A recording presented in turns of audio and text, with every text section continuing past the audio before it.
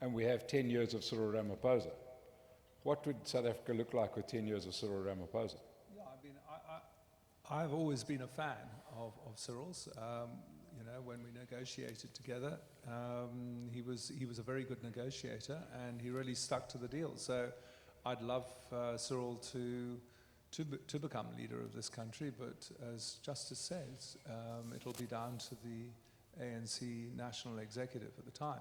But yes, I mean, he's had experience in all three camps: business, unions, and politics. So I think that he would be perfectly placed to be leader of this country.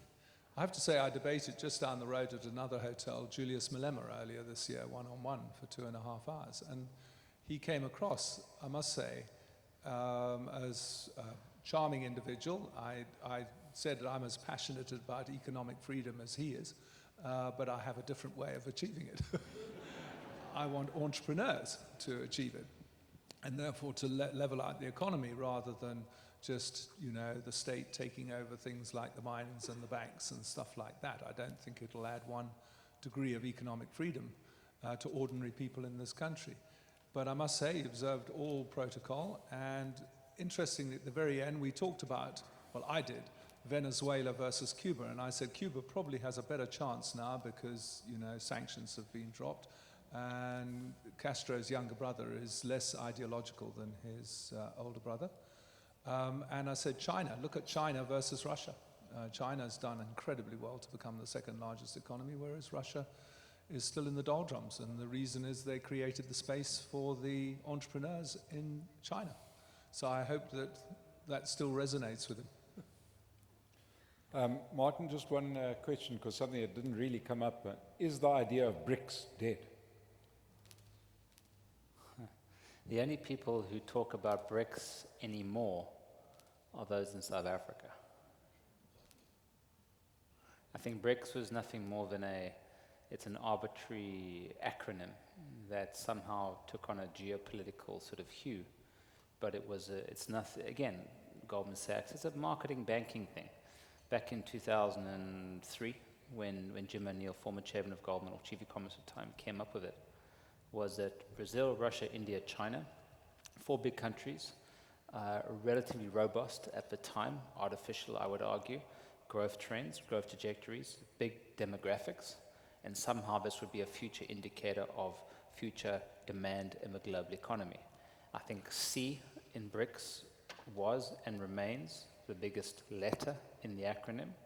South Africa was invited by our friends in Beijing in December 2010, just before New Year's, to join the grouping, and then it sort of destroyed what it was all about because it became a political play. And now the guys meet every year and talk about things, but again, what is the binding? The EU, we know what binds the EU. It's a common set of values of trust. We know what binds the so-called Atlantic Alliance between London and Washington, D.C. And you know that's fairly obvious what binds that. It's a common political system, a common value set as a nation, as a country. What is that underpinning set of values that binds the BRICS? What do we in this room have in common with people in Moscow, Beijing, Brasilia, or Sao Paulo, depends how you look at it, and Delhi? What is it? I don't know. But to create an alliance, there needs to be a fundamental value set. And I'm afraid without value sets, organizations are merely gatherings of people. Clem, you agree? Yeah, I mean, I think even Jim O'Neill has quietly dropped the idea, and it's because of the convergence. And you know, this whole idea that emerging economies could completely outstrip you know, developed economies is certainly not the case at the moment. And yes, I mean, the one country is China, as Martin says. I mean, China's still got an economic growth rate of 6.5%. And I remember when he asked an audience in Johannesburg the other day, when did South Africa last grow at 6.5%? It was 1968, I think. 67, 1967. So, yeah, China is still, it's got problems, but it's still the one country that is performing. But otherwise, I agree, it was a pretty artificial combination. I'm going to close off with a question from the well-known financial journalist Maya Fisher-French. Clem, aimed at you. You mentioned entrepreneurship and small business. What can big business do to grow small business in a genuine way? Yeah.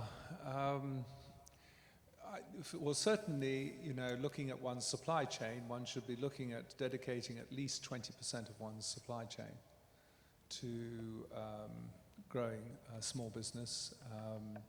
And I think a lot of companies are trying to do that.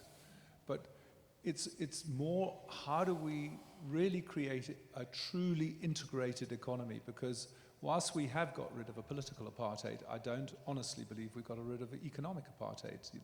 The township economies are still highly segregated from the mainstream economy, and we've got to do something about opening them up. So, in a sense, what I want to see is the group. There is a group that the president has put together, but I want to see it much higher profile on how we really do open up our economy.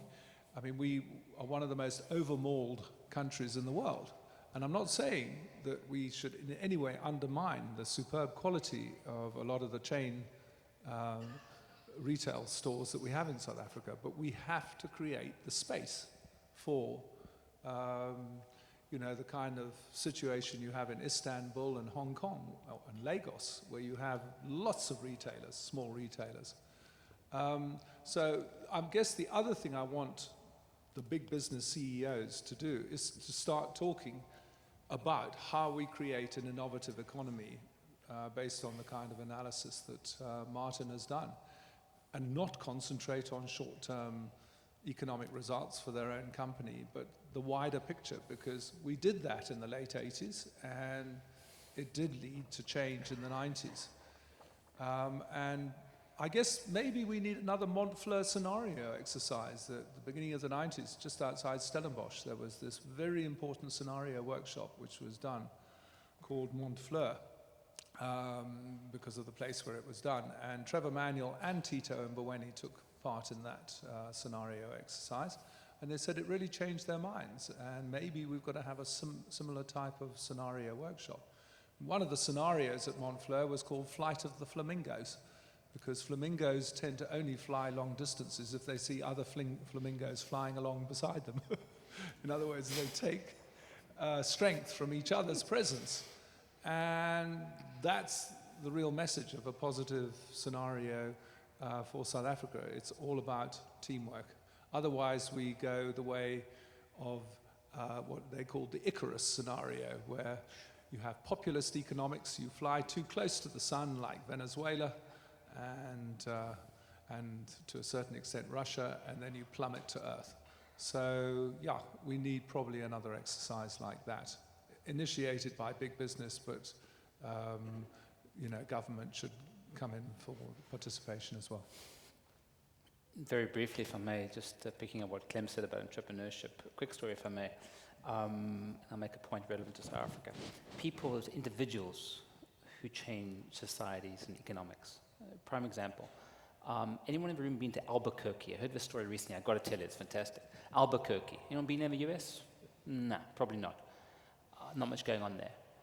Seattle. We all have a vision of Seattle.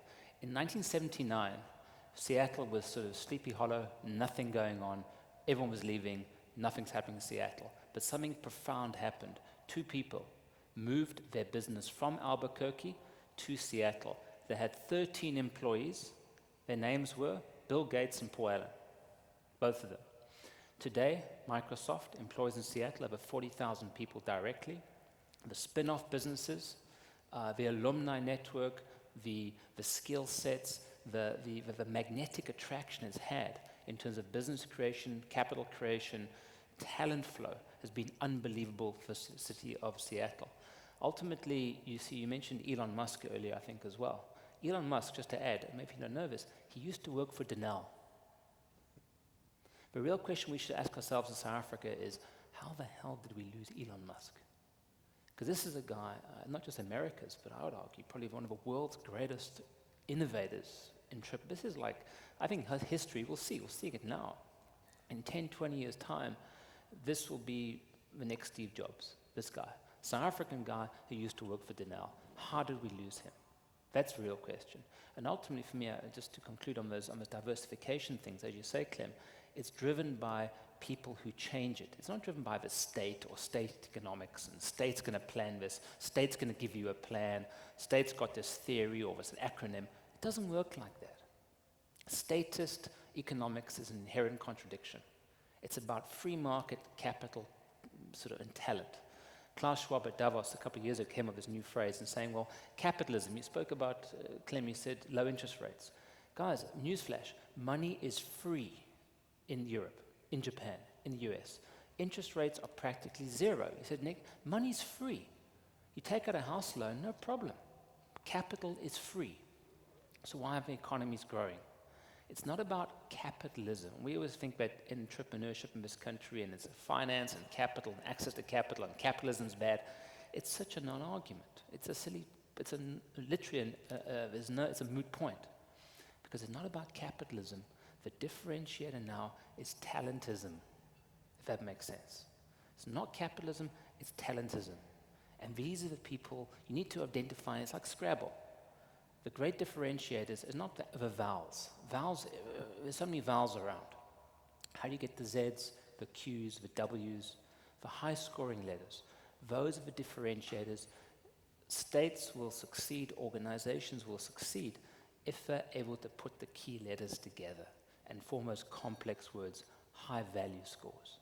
That's what it's all about. Life, whether it's your individual career, whether it's the competitiveness of your company, ultimately, I think the success of countries is just like Scrabble.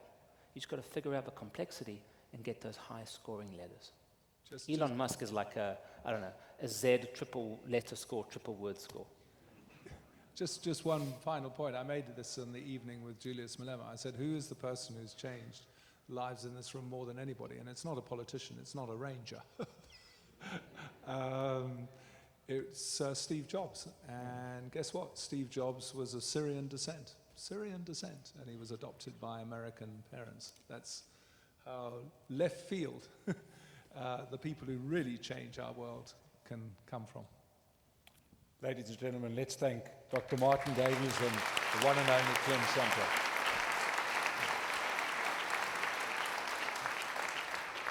I'd like to thank you all for coming out this morning, for your tweets and your participation. You've been a very patient audience. Please make sure you get your parking voucher